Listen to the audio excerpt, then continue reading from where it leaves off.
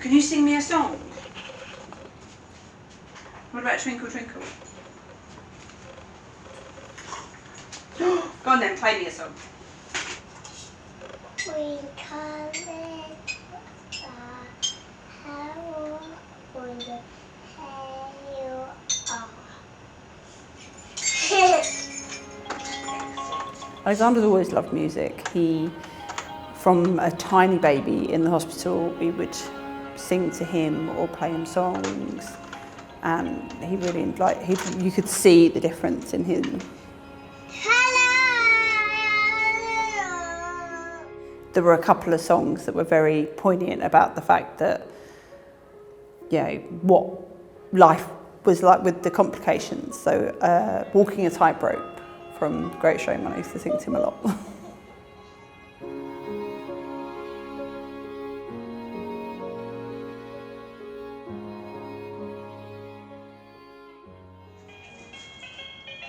I'm going to do myself. I have to sing. When I was pregnant, at my 20-week scan, there was a problem.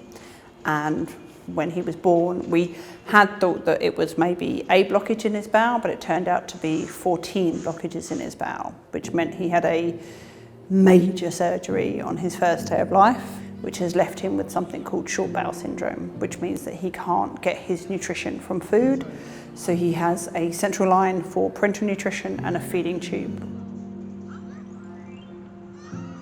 They told us that he would be in hospital for at least 3 months, which felt like being hit by a train. Carry me, Mummy. Carry you? On New Year's Eve, he had a complication, and at that point everything changed, and all of the conversations about us going home stopped. What? Wow. And I remember stroking his chest and realising that this was the last time that I'd be able to touch his chest. And I haven't, because it has to be sterile and it's always covered with a dressing. And I had just burst into tears, and I was like, you didn't tell me all of this that could happen. They were like, well, he'll die without it. Alexander was 7.5 months old when we came home the first time, and he has now been in hospital 14 times.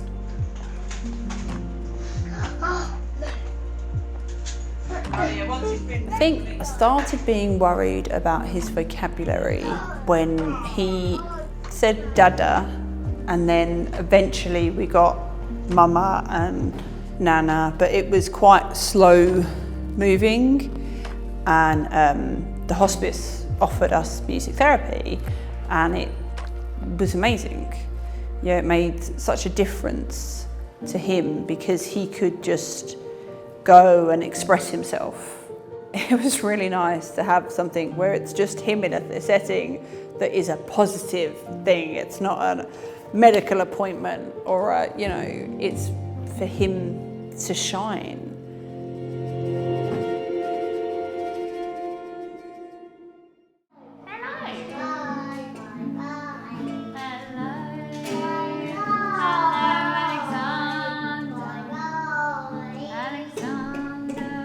So Amelia would start every session with the hello song, and then she would just let Alexander lead the session. And it was so nice because for me, I could just relax and let him get on with it. And for him, he had this control and this autonomy over what he was doing.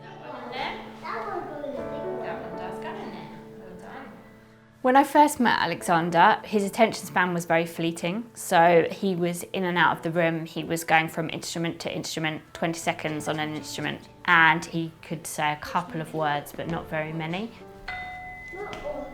So for him, one of the key things that we worked with to help him was with his communication skills. You're happy? Yeah. Happy. Mimi's happy too. So we did a lot of vocalising, so he would make sounds and I would mirror those sounds, matching and mirroring, helping him to feel acknowledged. and giving him that space where he can just use his voice and develop confidence in using his voice, which he did, and he did remarkably well with that. He really thrived and he loved it, and it was so nice for him to have that safe place for him, that he just got to go and be himself. What's this? Ta-da!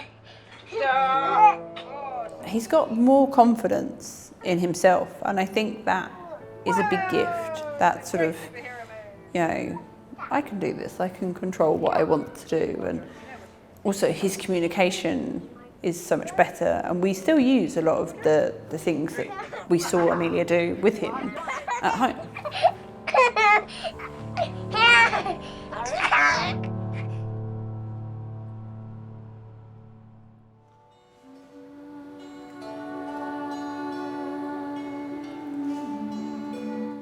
Alexander was unique compared to a lot of our clients because we were able to develop his communication skills, and the outcome was that he was able to speak, he learnt to speak.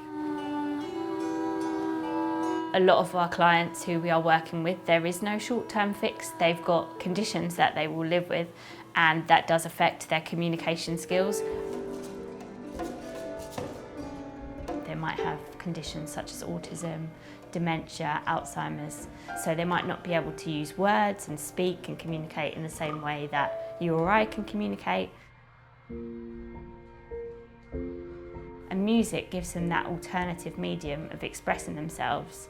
Instead of talking about it, they can play it with a qualified music therapist who can sit there and allow them the safe space to express those emotions and to feel calm and safe within the music therapy room. I feel very blessed and very privileged to be able to help people in the way that I do. And for me, it's not a job, it's a passion. And music is just such a powerful way of connecting people and helping people to find themselves within this world and be the best people that they can be. I think music therapy is wonderful, and it's quite funny because at times it just looks like he's crashing about in a room, but actually it's so much more, and there's so many sort of soft skills and motor skills and all of these things that are being used, and communication, and I'm so proud of him every day.